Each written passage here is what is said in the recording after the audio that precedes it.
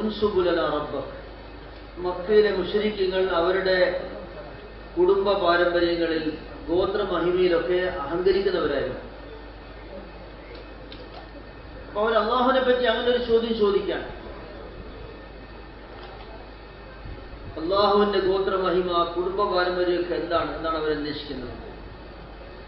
ആ ചോദ്യത്തിന് മറുപടി പറഞ്ഞത് നബി സല്ലല്ലാഹു അലൈഹി വസല്ലം തങ്ങളല്ല, മറിച്ച് അള്ളാഹു തആല തന്നെ അതിന് മറുപടി നൽകി. പരിശുദ്ധമായ ഖുർആൻ ശരീഫിൽ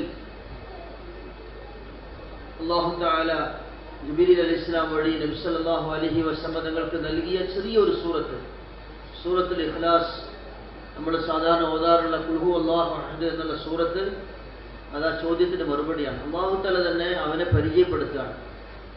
നബിയെ സല്ലല്ലാഹു അലൈഹി വസല്ലം തങ്ങൾ അവരോട് പറയുക, കാര്യം ഇതാണ്, അവൻ അല്ലാഹുവാണ്, ഏകനാണ്, അവൻ നിരാശ്രയനാണ്, അവൻ ജനിച്ചവനോ ജനിപ്പിക്കപ്പെട്ടവനോ അല്ല, ആരെയും ജനിപ്പിച്ചിട്ടില്ല, അവൻ ജനിച്ചവനുമല്ല. ആർക്കും അള്ളാഹുവിന് തുല്യരായിട്ട് ആരും തന്നെയില്ല. അല്ലാഹു സുബ്ഹാനഹു വ തആല അവന്റെ ഖുദ്റത്താണ് പ്രപഞ്ചത്തിനെ മുഴുവനും ചലിപ്പിക്കുന്നത്.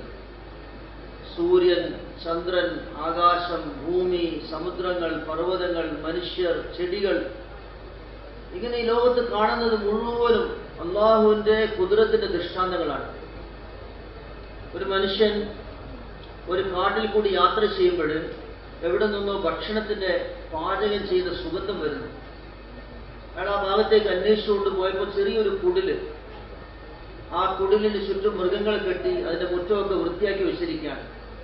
അവിടെ നിന്നാണ് ഈ പാചകം ചെയ്ത ഭക്ഷണത്തിന്റെ മണം വരുന്നത്. പക്ഷെ ആ കുടിലിന്റെ വാതിൽ അടച്ചിരിക്കുകയാണ്. എത്ര വിളിച്ചിട്ടും ആരും ഉത്തരം പറയുന്നില്ല. പക്ഷെ ആ മനുഷ്യൻ ഉറപ്പായിട്ട് പറയും, ഇവിടെ ആൾ താമസമുണ്ട്.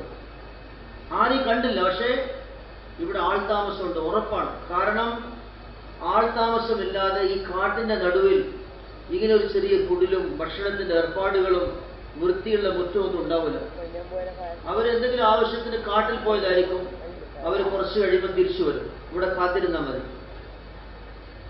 അപ്പോൾ ഒരു സാധാരണക്കാരനായ മനുഷ്യൻ ചെറിയ ഒരു കുടില് കണ്ടപ്പോൾ നമ്മളെപ്പോലെയുള്ള ഒരു മനുഷ്യന്റെ അസ്തിത്വം, അയാൾ അവിടെ താമസിക്കുന്നുണ്ട് എന്നുള്ളത് ഉറപ്പിച്ചു പറയാൻ. അങ്ങനെയാണെങ്കിൽ സമാര ഈ കാട്, ഈ ഭൂമി, ഇതിന്റെ സമുദ്രങ്ങൾ, ഈ വലിയ പ്രപഞ്ചം, ഇതെല്ലാം അള്ളാഹുവിലേക്കുള്ള ചൂണ്ട് പലകകളാണ്. ഒരു ഗ്രാമീണനായ മനുഷ്യൻ മരുഭൂമിയിൽ കിടന്നുറങ്ങുകയായിരുന്നു.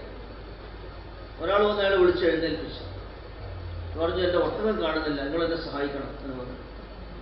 അപ്പൊ ആ ഗ്രാമവാസി എഴുന്നേറ്റ് കണ്ണ് ഒന്ന് തിരുമ്മി താഴത്തൊക്കെ ഒന്ന് നോക്കിയിട്ട് പറഞ്ഞു, നിങ്ങളുടെ ഒട്ടകത്തിന്റെ ഒരു കാലിന് മുടന്നുണ്ടോ എന്ന് അന്വേഷിച്ചു.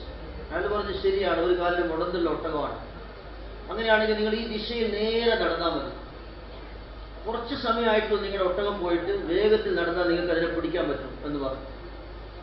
അപ്പൊ ഇയാൾ ചോദിച്ചു, നിങ്ങൾ ഉറങ്ങാൻ തുടങ്ങിയിട്ട് എത്ര സമയമായി? അയാൾ പറഞ്ഞു, കുറേ സമയമായി. പിന്നെ നിങ്ങൾ കണ്ടോ? ഞാൻ കണ്ടില്ല. പിന്നെ എന്തിനാ നിങ്ങൾ കളവ് പറയുന്നത്? അയാൾ പറഞ്ഞു, ഞാൻ പറയുന്നത് കളവല്ല. ഈ മരുഭൂമിയുടെ മണലിൽ നിങ്ങളുടെ ഒട്ടകത്തിന്റെ കാലടയാളങ്ങളുണ്ട്. അതിലൊരു കാല് ശരിക്കും നിലക്ക് പതിഞ്ഞിട്ടില്ല. അപ്പൊ അത് മുടന്നുള്ളതാണ്. പിന്നെ ഈ അടയാളങ്ങളുടെ ദിശ മുന്നോട്ടാണ്. അതുകൊണ്ട് ആ ഒട്ടകം അത് സാധാരണ നേരെ നടക്കുള്ളൂ. അതുകൊണ്ട് നേരെ പോയാൽ നിങ്ങൾക്ക് ഒട്ടകത്തിന് കിട്ടും. പിന്നെ കൂടുതൽ സമയമായിട്ടില്ല. കാരണം കൂടുതൽ സമയമായി കഴിഞ്ഞാൽ കാറ്റുകൊണ്ട് മണൽ വന്ന് മൂടി ഒട്ടകത്തിന്റെ കാലടയാളങ്ങൾ മാഞ്ഞു പോകും. ഇപ്പൊ തൊട്ടടുത്ത സമയത്ത് പോയതാണ്. നിങ്ങൾ എന്നെ വിശ്വസിച്ചാലും ഇല്ലെങ്കിലും നിങ്ങൾ നേരെ നടന്നു പോയിക്കോ. നിങ്ങൾക്ക് നിങ്ങളുടെ ഒട്ടകത്തിന്